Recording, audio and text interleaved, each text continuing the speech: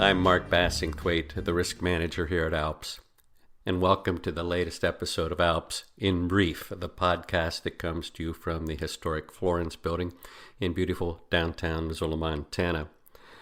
You know, over the years, the more I do these podcasts, the more I've come to just enjoy telling stories. I've been telling stories for years and years in my writing and in a lot of the silly presentations I have done over the years. And I just enjoy a good story, and I think it's a great way to learn some things. So today is another little, what I guess I've come to call a mini-sode, where it's just me sharing some stories and an insight or two from them. What I want to talk about today, for those of you that have listened to some of these podcasts over the years, you know, my wife and I are Disney Vacation Club members, Disney people, if you will, and have been so blessed to be able to travel literally a number of places all over the world with Disney, and it's been a special thing for us. Well, we also are cruisers. And we recently returned from a long extended cruise, had the privilege of being able to spend some time in the Hawaiian Islands and then sailing around the islands for a bit and then crossing the Pacific, sailing from Hawaii up to Vancouver, which will be important here in a moment. But it was a really interesting trip. And I want to tell you two or three things that happened on this trip that sort of prompted this podcast topic. The first, I don't know if for those of you that know nothing about Disney cruises, it is, at least when it first started, Disney came out with what they call rotational dining. And so they have several, if you will, featured signature restaurants on each ship, and you have an assigned table and a staff that will move with you throughout the cruise to the different restaurants. And it's a lot of fun. This particular trip, you know, the first night you sit down and you meet your staff that's going to take care of you. And it was an interesting experience. We enjoy getting to know the staff, and oftentimes staff on these ships are from multiple countries. I think they were saying this time there are 50 countries represented among the staff. And so, you know, you get to know them. My response to that first evening was not a disappointment, I mean, in terms of what happened, but it was a little bit different than what is sort of more typical on these cruises. And in short, the gentleman that would be our sort of the lead waiter was an interesting fellow. And I would just say I didn't hit it off immediately. You know, we just didn't click. The first impression was not a good one. And in part, in what happened over the next two nights, it was more about him wanting everybody that was in his section, I guess is the best way to put it, to know that he was struggling financially. And had some problems. Now, I don't want to minimize that. They certainly did have some challenging situations. But one does not start a relationship out by sharing just how rough life is and how hard he's having to work and how difficult and the sacrifices being made and all that. And, you know, of course, over the course of a cruise, you get to know some of the people in the other tables, and you know, these cruises aren't completely packed because we're still coming out of the pandemic. So, in other words, just less people and more opportunity to get to know all the people on the ship. And all of us were really feeling like we were being played a little bit, sort of working the sympathy card, trying to just get large tips at the end of this cruise. And, you know, it just struck me the wrong way, not how to enter a good relationship. And that was sort of even further confirmed near the end of the cruise. You know, I'm used to having people share, you know, the importance of feedback and Disney. I assume they do this on other cruises and things, but, you know, you fill out these comment cards, and I understand the Disney model. You know, you need to I mean, if you really have a bad experience, you should certainly share that, and I have, and would do so in a responsible way. But I don't want to just try to make it hard for somebody to earn a living. But at the very end, we were told, this is, in terms of this gentleman, this waiter, this is my expectation of what you will do, so that I can continue on, kind of stuff. And I gotta say, that left a bad taste in my mouth. Now that's one story, and it's kind of shortening some things here. The second thing that was sort of interesting, got me thinking about this whole, again, podcast topic. We got to Vancouver, and in the middle, and I'll readily admit, sort of my fault in terms of not thinking everything completely through, just running with an assumption. Disney was very good about telling us, we have to, here are all the things we need to do to get on the ship, and here's what we need to do to get into Canada in terms of vaccine status, et cetera, et cetera, et cetera. And there were a ton of us on the ship that were all set to go and just didn't think through the fact that we're in an international airport and flying into the United States internationally. I mean, you've been in Hawaii, and you can't get back into the United States via an international flight without a COVID test within 24 hours of boarding the plane. And none of us had this. Or I should say, very few of us on the ship had this, first off, awareness, let alone any kind of arrangements being made. And the odd thing, you can drive across the border, you can walk across the border, you can swim across the border, you can take a bus, a train, everything. You don't need to prove anything. But if you're in Vancouver or any other international airport, you need to have this COVID test. So a few days before we get there, we're talking to guest services, figuring all this out. And short story is the Vancouver airport has more than ample facilities out there to handle even a large number of walk-ups. This is what we're being told, and so that's fine. We'll get off the ship, go out to the airport, get tested, and assuming all's good, fly home. And it did turn out all's good, so that's sort of a side note. But going through the process of COVID testing and trying to get that set up at the airport was just crazy. Talk about an exercise in futility. Oh my gosh.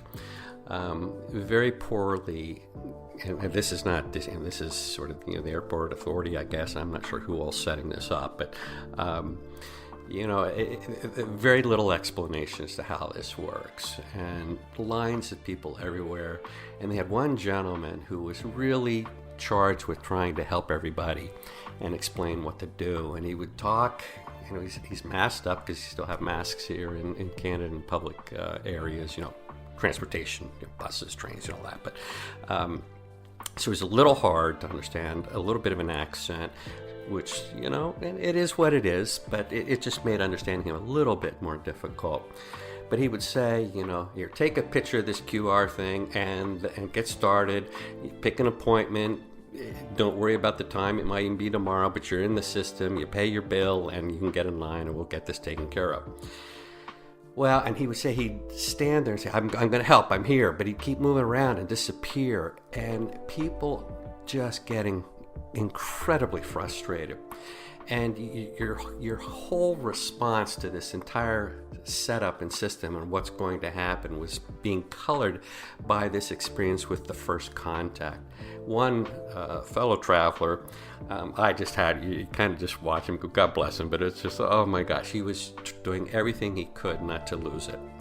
And as respectfully as he could, he gets in this guy's face, the guy's trying to help us all, and he just starts yelling. He says, I can't understand you, your words are muffled, you aren't speaking clearly, and when you say things to do this, you don't give us the instructions, you're staying here, you're not following through, you say you help us from start to finish, and you point at the QR code and disappear, and the app isn't working, and it wasn't working for a lot of us, and he was correct.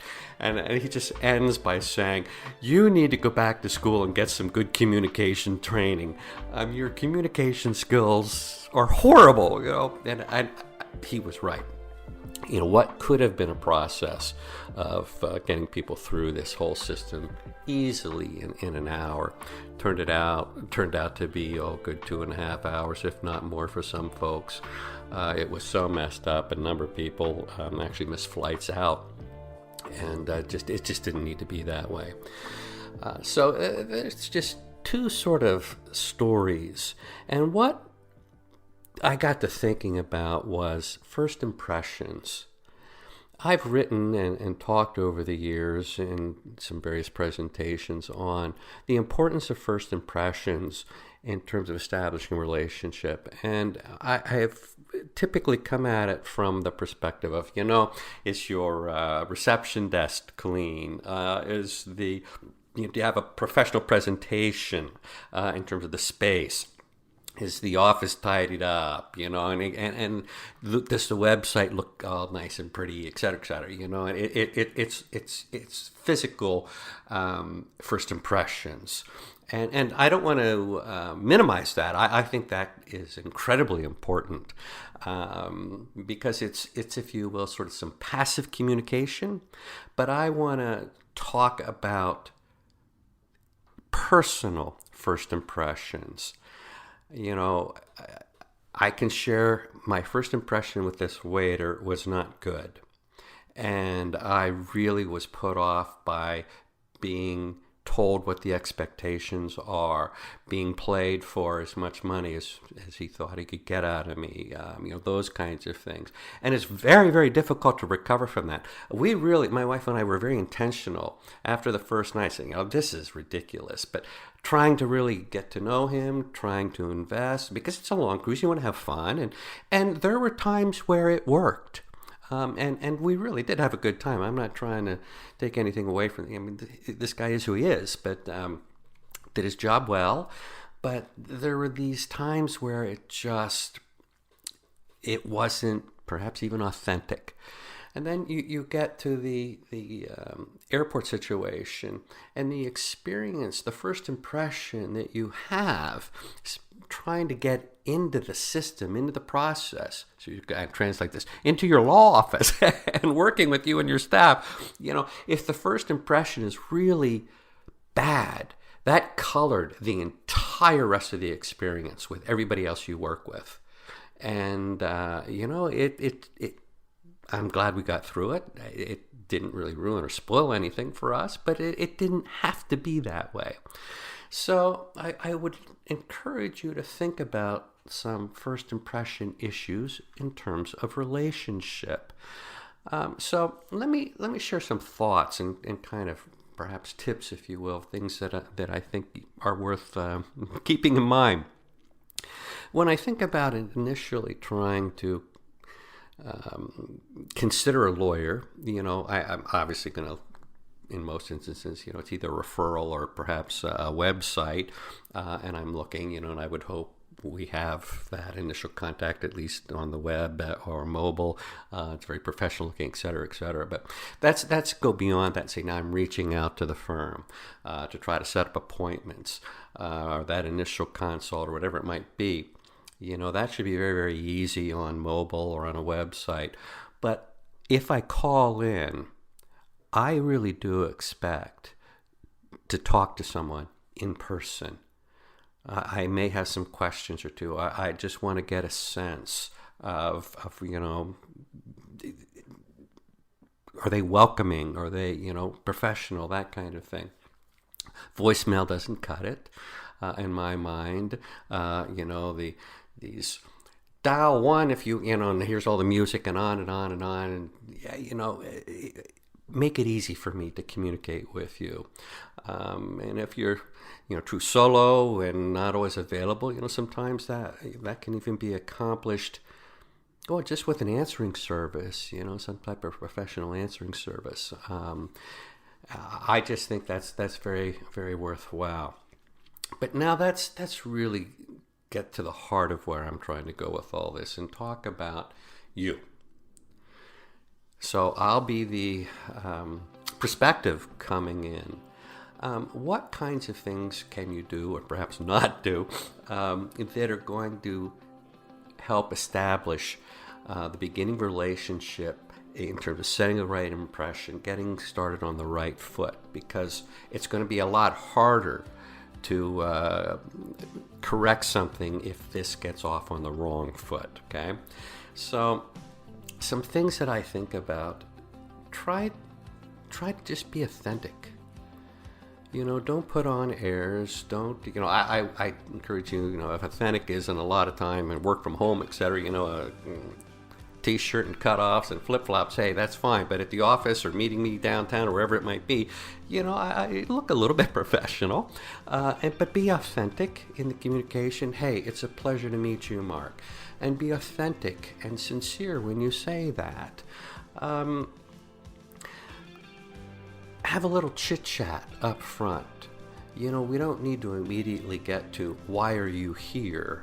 Outside of, the cold calls, hey, do you do divorce or something, that I'm assuming we're past that. But, have a little chit-chat. And it can be as simple as, how's the weather? Or, what day did you see that ball game last night?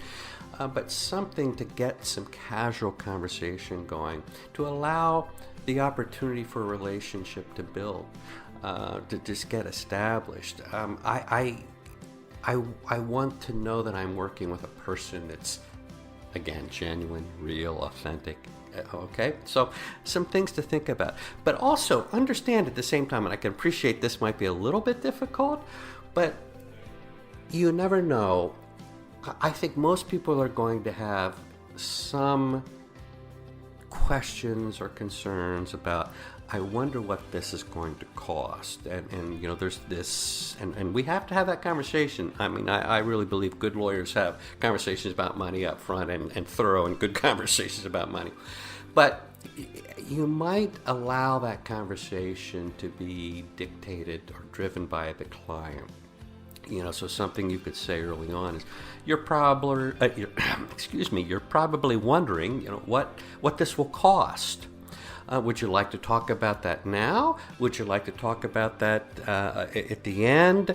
I'm going to need a little information here, but and try to get a sense, so you don't have somebody visiting with you for half an hour, 45 minutes, wondering, but can I even afford? Is this worth my time? You can find ways to help them feel at ease about that money conversation by letting them know you're thinking about it, letting them know we'll have it, and they can dictate a little bit about when they'd like to have that conversation. But I would not jump there until you chat them up for a little bit. Make connection. We need to begin to build a relationship. So, okay, one of the other things I wanted to talk about as continuing with this, in the context of this initial consultation, this initial meeting, is what other types of communication things can you do to help get this started on the right foot? So in the context of the conversation, please don't multitask. I mean, how many times, it drives me crazy, and I'll just never understand it. I've watched time and again, and one situation that so struck me, I watched 4 couples come into a restaurant, a very nice restaurant, that I happened to be dining with a friend at. We're at traveling on business, actually. And these 4 couples sat down, and it was every other, guy, girl, guy, girl, guy, girl, all the way around the table. All 4 guys are on their phone the entire evening, not talking, just sitting, drinking their beer, occasional something. And the women are all chatty, but clearly not really happy about all these guys just sitting here on their phone. I mean, how can you have a relationship or conversation? The messages you're giving, give the attention to this prospective client. They are considering retaining you. They are considering turning over their legal concern to your trusted hands. So allow them to build that trust, okay? So don't multitask, no texting, no thinking about other matters, no working through your email, okay?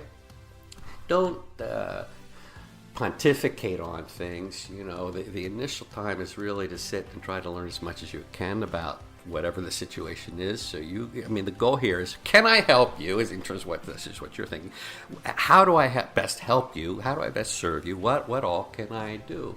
This isn't a time to just pontificate on all sorts of things. It's time to get to learn who they are. Use open-ended questions. Can you tell me more about this? Don't assume you know what they want.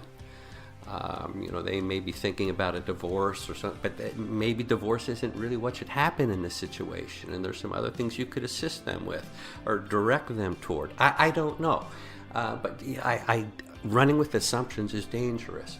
Find out what the problem is, ask questions, sort of go with the flow and see where it takes you. If you don't know something, honestly, say no. I'd rather know that somebody doesn't have an answer. Hey, I don't know, but I could look it up. I don't know, but I could make a referral here, whatever the situation calls for. But if you don't know something, say so. And again, in my mind, honesty instills trust. And faking it fosters doubt. That seems clear to me. That's just a normal response. Try to stay out of the weeds, in these early meetings in particular. If somebody is, sharing some things, don't get into all the nitty-gritty of the legal stuff. Now's not the time. We're still relationship building, okay? And learn to listen. Truly listen. I remember, Stephen Covey is known for saying, most of us don't listen with the intent to understand. Most of us listen with the intent to reply. And I'll be the first to admit, a little honesty here, folks, I am really good at listening with the intent to reply. I think I struggle with that problem day in and day out. You can just ask my wife; she'll say, "Amen, hallelujah." There are times when I really do try and focus and listen to her and really listen. But I have to remind myself, I have to be very intentional about it. She is not asking for my advice here. She's just wanting to talk and wanting to share and perhaps work through something. I will listen. And when you really start to listen, then you can ask the questions to draw out, and you get a much, much better understanding, not only of the issues, but of the person that you're interacting with. You really get to know someone. My wife is so skilled at this. It's amazing. No matter where we are and what community, she knows everybody. And, for many years in her practice, people would walk in and she hasn't seen, one of these patients for a year. And she'll say, well, how's your nephew? Wasn't your nephew going off to college? Or how's your granddaughter? And, doctor, how do you remember all this? And she just does. She is very, very good at that because she listens better than most people I've ever met in my life. So it's a skill, and she practices it and been practicing it for years. But I encourage you to do that. Just approach it from, I am trying to create an attorney-client relationship here that can be as effective and as positive as I can moving forward. That's the mindset I would try to enter these situations in.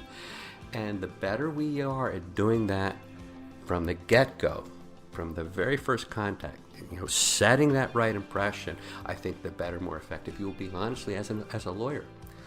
Because we have a very, very good relationship established at the outset. And again, if I enter into a good relationship with you, my impression with you is positive from the get-go, we really get to a point where it's much easier for me to trust you. It's much easier for me to share things. I see this as, honestly, long-term, even risk reduction, because you're going to have a client. I think in most situations, you're going to establish a relationship with a client that will be a positive one, even if negative things happen. If the outcome isn't necessarily what I expect. But if the relationship is positive, I don't walk away from that going, well, man, I didn't see that coming. This guy's a complete idiot, no. Things happen. and I can hear and understand. Well, sometimes a jury sees it a little bit differently. I don't know how all these things can play, but you get the point. So, okay, I've rambled on here long enough. I hope you found something of value with these little stories and a few thoughts on first impressions. And I look forward to visiting with you next time here on ALPS In Brief. Hey, that's it. Have a good one, folks. Bye-bye.